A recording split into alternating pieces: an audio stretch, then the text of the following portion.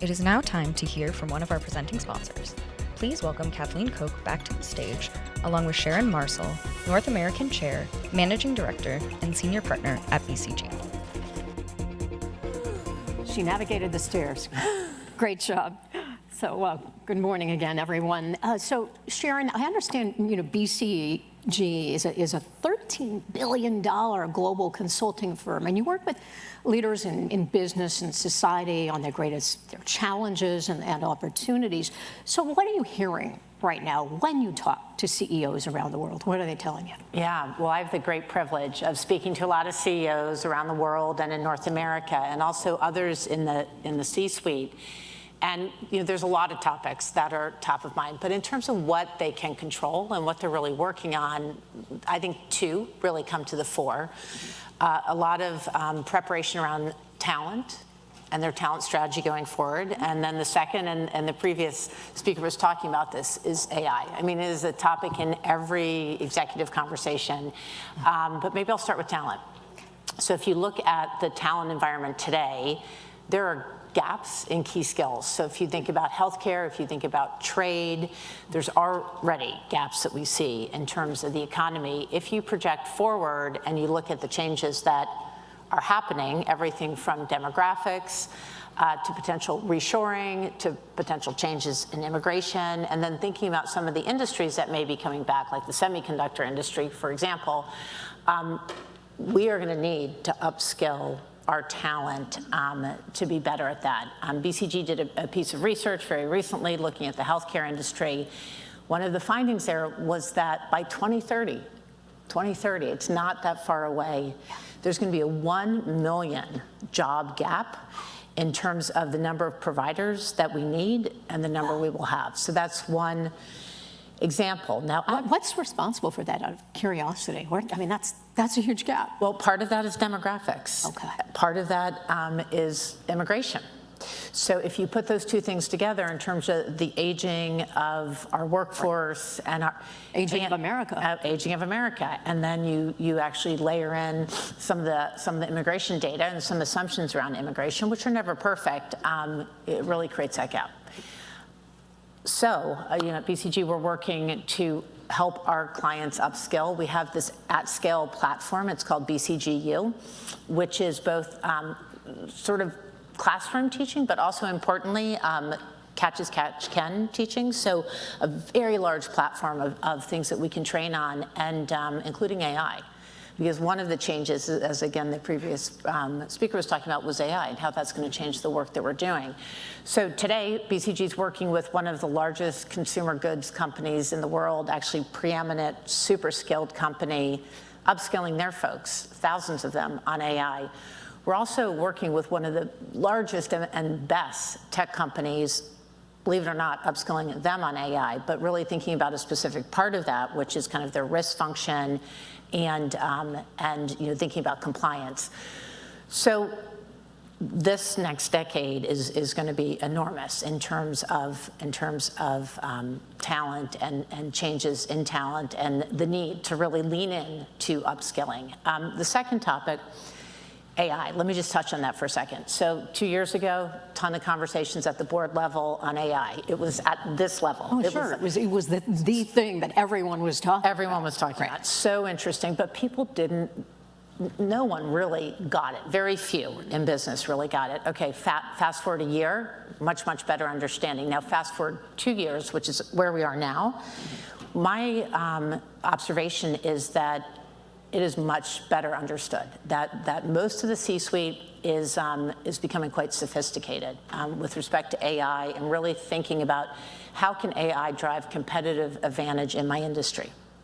What advice are you giving companies on AI, on other big issues? And I understand when it comes to AI, you recently completed a really fascinating survey that I was enjoying digging into online, looking at the mood of executives all around the world when it comes to AI. Yeah, it's a great question. So the survey, let me touch on that. So we surveyed 2,000 CEOs. That's not easy to get data from 2,000 CEOs. Almost all had purchased a technology to enable their employees to use AI.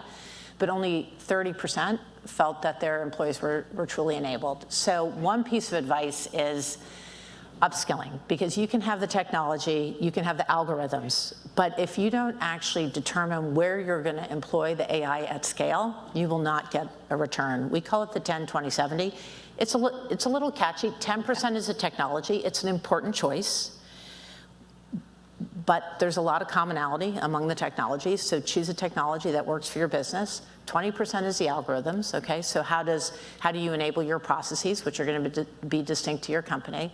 But 70% is how do you upskill your people to work in a different way, 10-20-70. So that's a big piece. And then I'll just mention one more. The pace of change of this technology is faster than I've seen in my 30-year career.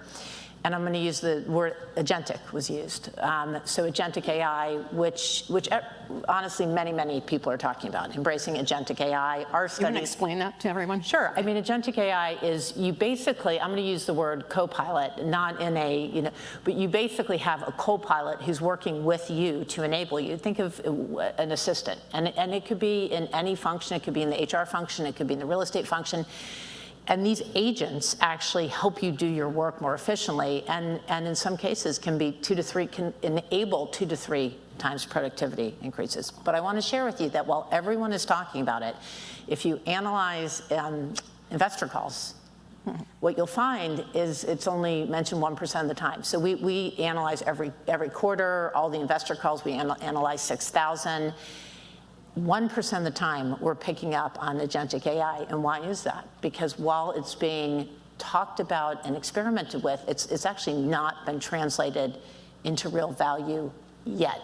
So I say it's the next wave, but you're going to have to run fast in terms of your technology understanding just to keep up, and invest in your talent and continue to push on AI, because it's constantly changing, and to get competitive advantage, you have to be ahead. Now, I know there's still a fear factor. There are workers who still worry about being replaced by AI. Yeah. BCG you're a professional services company. I mean, does that ever concern you, that you could be replaced by Gen AI? So it's a real question, right? It's a real question for our economy and our society. The way we see it at BCG is we've leaned in to AI. Our supplier would say we are the biggest user of their services worldwide. I don't want to mention the supplier, but so we have really leaned in a big way. We did a recent employee survey, and 80% of our people are using AI on a weekly basis. 74%. That's huge. Yeah. 74% say it's actually making their work more joyful. 78% that say it's improving our delivery to clients. So that now, if you think about that, what does it all mean? It all means we can write our documents faster, we can do our analyses faster. So that should give us more time to enable our clients, spend time with our clients, spend time on the change, which actually delivers the results. Our analysis. Be creative, right? Be creative. Our analysis doesn't change a company. Our slides don't change a company. But if we can do less of that and more of spending time with our clients and really driving the change, it will be powerful. When you look out over the next year, what are you most excited about? Well, you can tell I'm excited about AI. I do think it's the next year. I think we'll move faster in terms of change. And so, for example, AI in concept is interesting, in business processes is interesting at my client. But now I'm really starting to use it on a daily basis and really leaning into the improvements, whether it's preparing for a meeting and with a person I don't know at a company I'm not familiar with. Used to have to call a team and get it. And there's so much you can do just to come up the learning curve quickly. And so I think this next year is going to be a really fun year. So do you have your own agent that you're using? I do have my own agent, yeah. Cool. I do. So it's super exciting. Yeah. And so you think, is there anything that concerns you as you look ahead? Yeah, I think, I think as with any technology. You know, there need to be guidelines, there need to be rules of the road. It can be used in a destructive way. And so we need to be vigilant in terms of how each and every company is self-monitoring. It's very hard to have regulation that monitors everyone. So on the corporate side, we have to be very vigilant in terms of how we're utilizing it. And to the extent there are jobs that are eliminated, we need to be very concrete in terms of how we reskill those people to go on to do other important things. All right. Sharon Marceau, North America head of Boston Consulting Group. Thank you so much. Really fascinating. You. Great to be here. Appreciate it. Thank you.